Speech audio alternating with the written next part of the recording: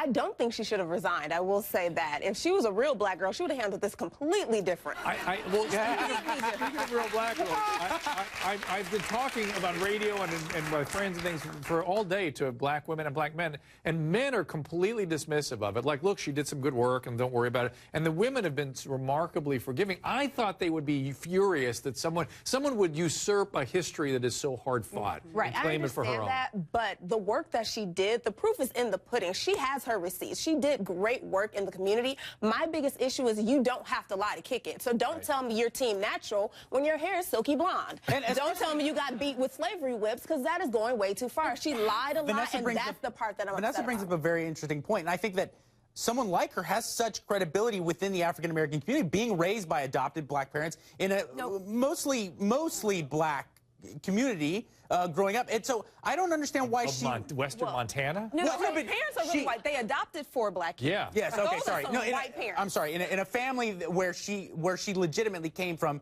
what could be considered a black family, I don't understand why she would have to lie about her actual biological birth. And like Vanessa said, I don't think she needed to step down, but the fact that she refuses to apologize, that's what's gross. Let me bring in from the audience Rolanda Watt. She is host of Sundays with Rolanda podcast. Rolanda, help us out with this. Are you forgiving of this woman? Are you angry? And if you're not angry, why aren't you angry? And why is a white man angry?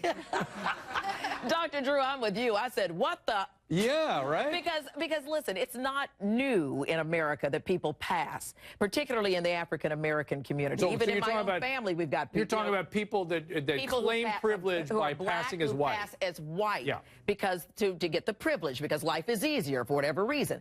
We rarely hear of a white person passing as black. Well, in fact, but when people talk about it, even like her brother says, I don't know if you guys have that interview, but he talks about it being like blackface. I mean, that's a horrible... No. Listen, I'm going to call her. There's a part of me that wants to call her an honorary sister. Jackson, Mississippi, Howard University, the president of the NAACP. I mean, come on. But she's an honorary sister in some way.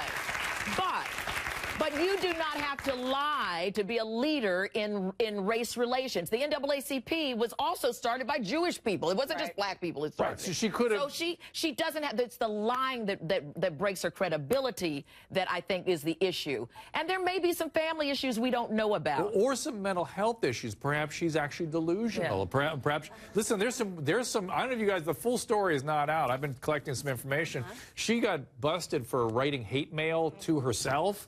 And it's a very strange story. I don't have all the details, but I have a copy of the letter she wrote, and it reminds me of somebody with multiple personality disorder. I think that she's got more of a delusional, you said it, delusional, but I also think that this is more histrionic personality disorder. She is craving this attention, and she's doing everything she can to get this attention. She's lying. She doesn't have her family. She's making more, I mean, think about this. She's making attention at her. So is it negative attention? Negative attention. And dangerous attention. So is it such that we can't even call it lying, or can we hold? Oh no, she's a master manipulator. I think the question also that's raised here: what does it mean to be black? And by the way, well, that's a huge question. And in a day and age when people can declare themselves any gender, any whatever, any number of limbs, it's just I feel, man. Is this all the same thing? Have we gotten ourselves in a weird predicament here with all that? It wasn't that long ago, it may still be on the books, that there was something called I think the 136th rule in America. If you had one drop of black blood, you were black. Well, guess what? Everybody's black. Yeah. I mean, you know. Well, because we all are out of Africa. Listen, we all have a little black in us. Well, so maybe that gene jumped out and is predominant in her feeling of who she is. It jumped out within the last 7 or 8 years. It didn't jump out from birth. She didn't feel this connection at birth. This is something relatively recent. And it jumped out when it best served. I bet if a police stopped her, she turned right real quick. No, that's a very good point. Because you pointed out that she not only attended, but then teaches African-American studies at Howard University.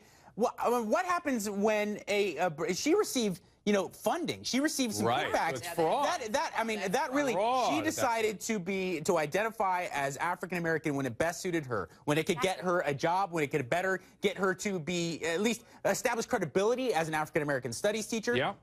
And that's where, because there's nothing wrong with if she were to come forward and say, I was born white, but I identify culturally and I just feel more comfortable as an African American. I don't think anybody would have any problem with that. I think garments of black. A lot of that. A lot of this. What are you talking about? Well, I think we're with the music crossing over, the hip hop generation. Okay. We're seeing a lot of people assimilate. They don't have to say they're black, but I see a lot of the young millennials really relating to our culture. Absolutely. What's wrong with being black? I think it's a beautiful culture. Look, if I we think want to it's be the down, line that Here's got the to problem. issue. Here's the problem. She is lying to people. She is deceiving people. Think about how much money we have spent as taxpayers to look into her fraud.